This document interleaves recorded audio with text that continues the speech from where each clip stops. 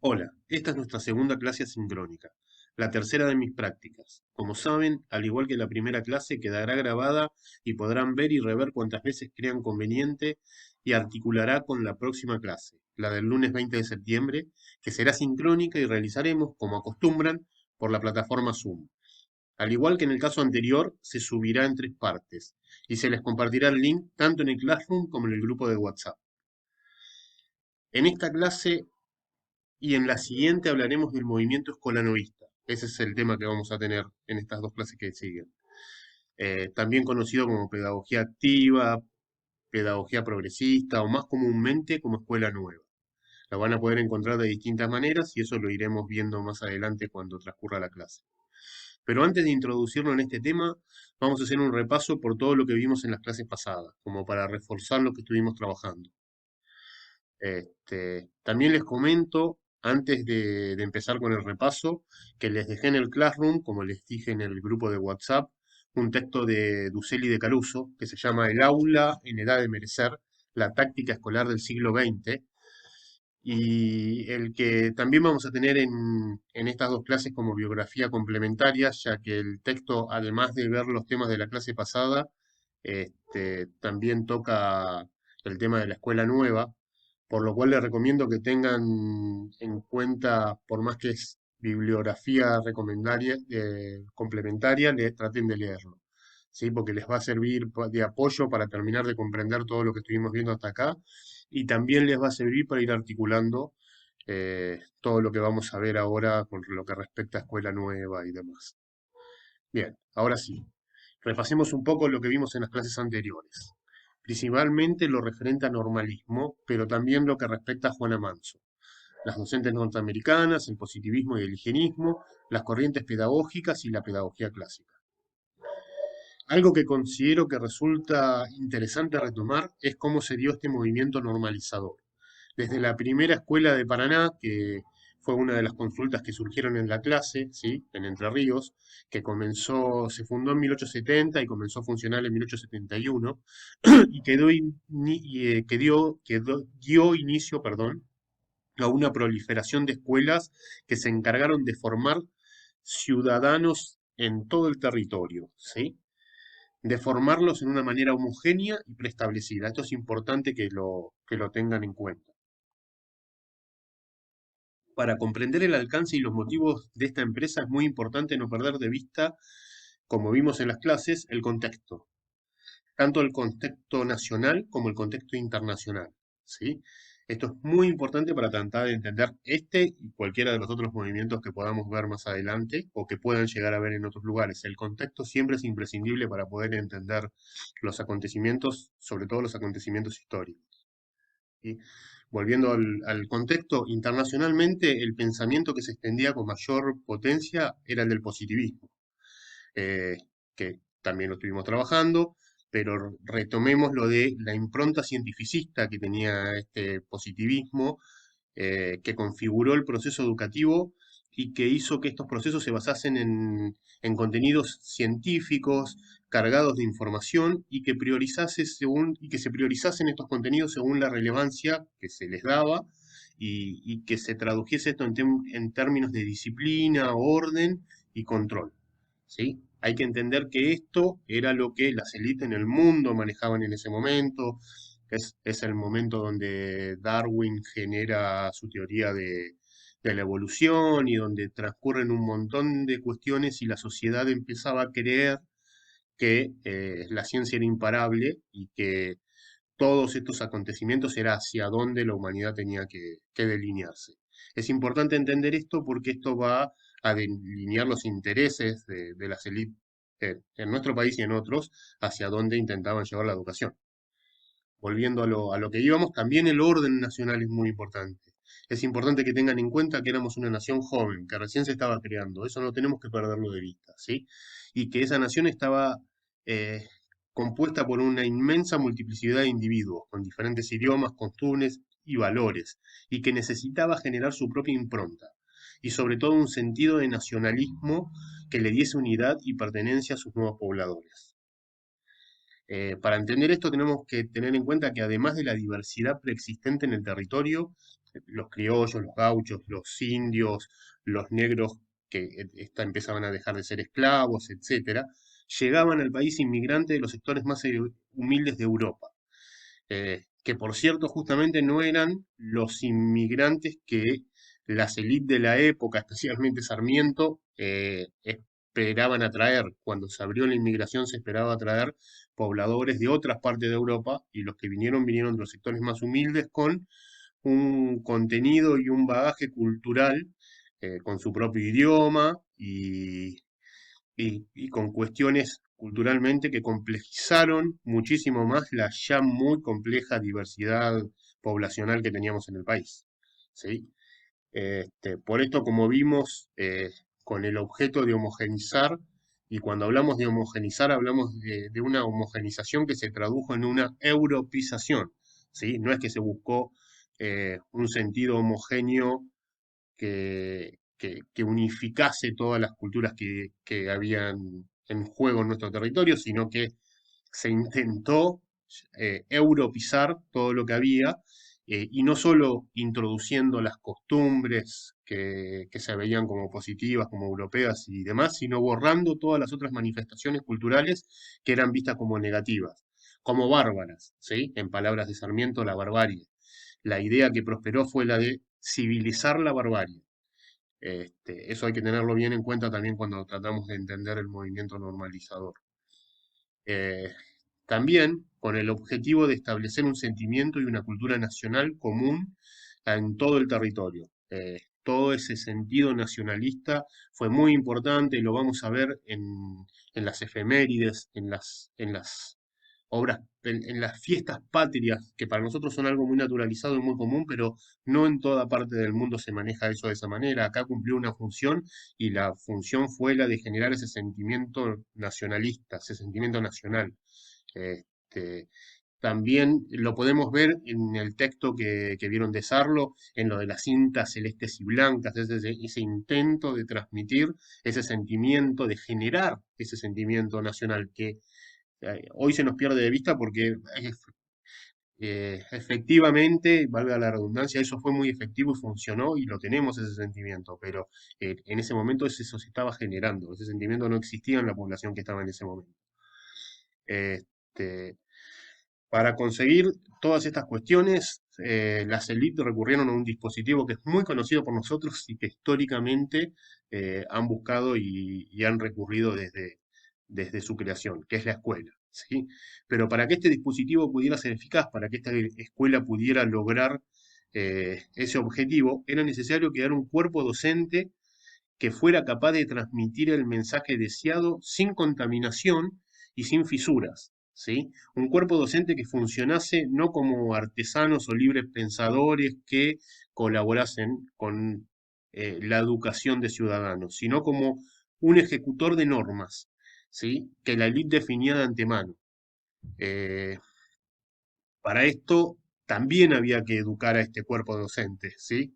Y sobre todo convencerlos profundamente de que esta era su misión. Eso también pueden retomarlo del texto de Sarlo, ver cómo la impronta de ese sentimiento estaba arraigada dentro de toda la educación que se le da desde la escuela normal, que también tenemos que tener en cuenta que hablamos de individuos muy jóvenes que eran formados desde muy temprana edad. Los docentes hoy por ahí tenemos una idea distinta porque vemos a los docentes saliendo de un terciario, que pasaron por su secundaria y demás. Las docentes principalmente, pero y los docentes de los que hablamos, salían docentes de una escuela secundaria. A los 18 años, incluso antes, ya empezaban a ejercer esta docencia. Eran muy jóvenes. Eso tampoco se nos tiene que perder de vista porque son cuestiones que hoy transcurren de otra manera, hoy todo ese cuerpo se profesionalizó de otra forma. Entonces ese es el sentido de tener contextualizado lo que estamos viendo.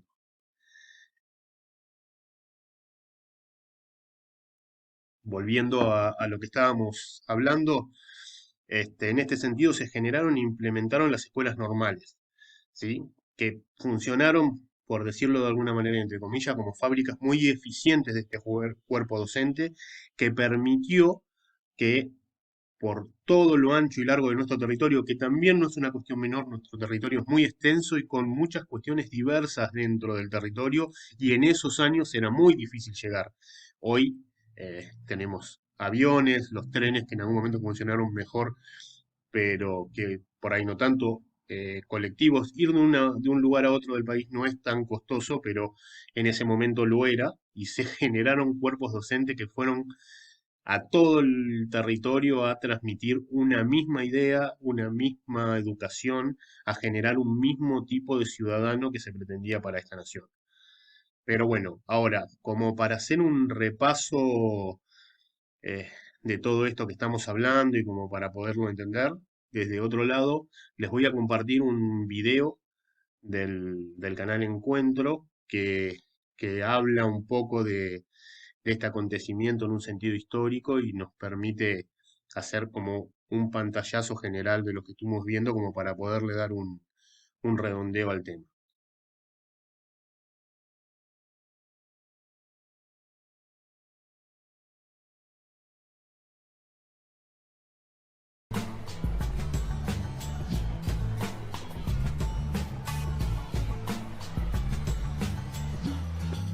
Sí, pero ¿cuántos nenes va a haber hoy? 32. Hoy va a haber 32 chicos. Lo que ella me estaba explicando es las cuentitas, los cálculos que hicimos ayer, ¿se acuerdan? Sandra Severo es maestra de primer grado desde hace 7 años. Egresó del nivel terciario de la Escuela Normal Superior número 1, que se ocupa de la formación docente. Raquel Birman, la maestra de primer grado de Sandra, también se recibió en una escuela normal. Sin embargo, en los inicios de la formación docente, las cosas eran distintas. Durante los siglos que duró el virreinato y en las primeras décadas, luego del primer gobierno patrio en 1810, los educadores eran en su mayoría maestros empíricos, con una pedagogía espontánea. El conocimiento que impartían lo habían aprendido de modo práctico en la vida diaria. El cambio de paradigma en la formación docente llegó por intermedio de Domingo Faustino Sarmiento hacia 1860. Sarmiento, junto con Juana Manso, montaron un complejo sistema de formación de docentes llamado normalismo. Este esquema se sostenía a través de una red de escuelas de nivel medio, denominadas escuelas normales, donde los egresados obtenían el título de maestro. El normalismo fue una de las bases del sistema educativo argentino.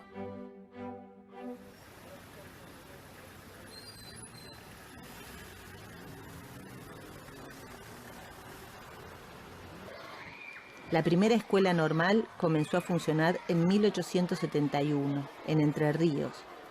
El Estado Nacional formaba a los docentes. De esta forma, aunque las escuelas primarias dependían de las provincias, lograba centralizar las formas de enseñanza.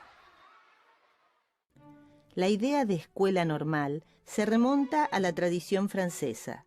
La palabra normal hace referencia a que se debía implantar una norma, un método único que debía regir el sistema.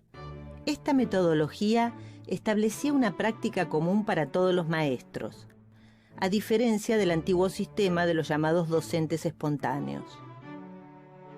En el mismo edificio de la escuela se completaba la totalidad de la formación. Los futuros docentes debían también observar y practicar.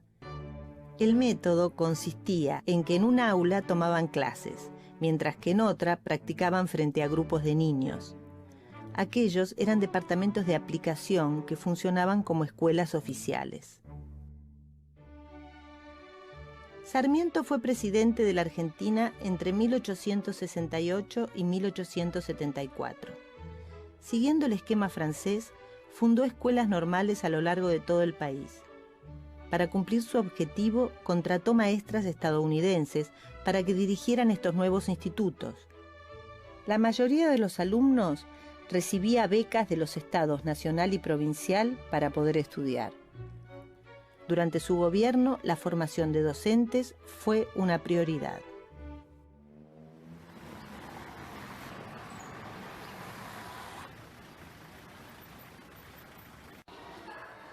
Juan Alberto Saab tiene 35 años y es maestro de escuela primaria. Bueno, a ver, ¿quién quiere empezar a leer? Bueno, a ver, después va a seguir cualquiera, a ver. Hoy es más habitual la presencia de hombres frente a cursos de este nivel de enseñanza, pero tiempo atrás se propiciaba la enseñanza primaria como una actividad femenina. Esto se debe en gran parte a que Sarmiento promovía la educación de las mujeres y la creación de escuelas mixtas para niños y niñas. A mediados del siglo XIX, la gran mayoría de mujeres que estudiaban se formaba como maestras en las escuelas normales. La creciente integración de las mujeres al sistema educativo terminó de concretarse en 1884, durante la presidencia de Julio Argentino Roca. Ese año se sancionó la Ley 1420, que sentó las bases del sistema educativo nacional y estableció que la educación debía ser pública, gratuita y obligatoria. Además, fomentaba, entre otras cosas, la educación primaria mixta.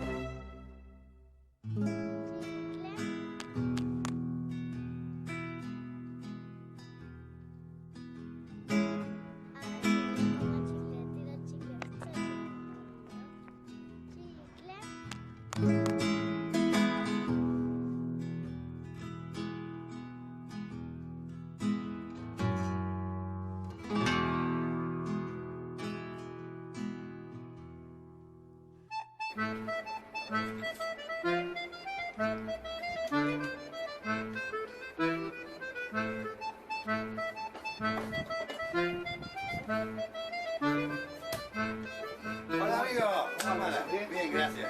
Estoy acá a la vuelta en una obra, hay unas puertas de madera vieja y tenemos unos pasadores. Herminio Migliore es nieto de inmigrantes calabreses y vive en el barrio de La Paternal. Herminio y su padre nacieron y se criaron en suelo argentino. Guido, el abuelo, era oriundo de Calabria, pero cuando tenía 3 años su familia emigró a la Argentina. Durante la primera infancia hablaba en dialecto italiano y balbuceaba el español, hasta que entró a la escuela primaria. Hacia 1880, la inmigración en Argentina creció de modo exponencial. Guido Migliore era uno de los miles de alumnos que asistían a la escuela primaria hablando apenas el español. Las aulas porteñas se llenaban de extranjeros e hijos de extranjeros.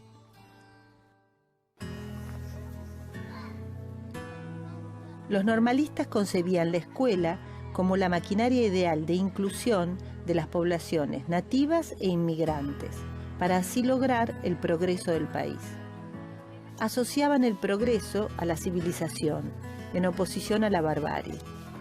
Los normalistas se sentían apóstoles del saber. Propulsaban la cultura escrita y el higienismo. El decoro y el buen gusto eran los símbolos culturales más distinguidos. Intentaban acabar con la ignorancia, la sensualidad y la brusquedad de los sectores populares. Pero también se oponían al lujo y al derroche aristocrático. Uno de los máximos símbolos del normalismo es el guardapolvo blanco, que se viene usando desde las primeras décadas del siglo XX. 50 años enseñando. Este es el título más preciado para doña Enriqueta Pol de Elías, justamente orgullosa de su vida ejemplar de maestra. Medio siglo dedicada con fervor de apostolado a la formación de la juventud argentina. El Senado de la Nación, en emotiva ceremonia, ha querido honrar con el recuerdo material de una medalla a esta abnegada educadora, orgullo de nuestra docencia. Hacia 1910, José María Ramos Mejía, por ese entonces presidente del Consejo Nacional de Educación, dentro de lo que fue el proyecto de patriotización escolar, impuso la nacionalización de los docentes.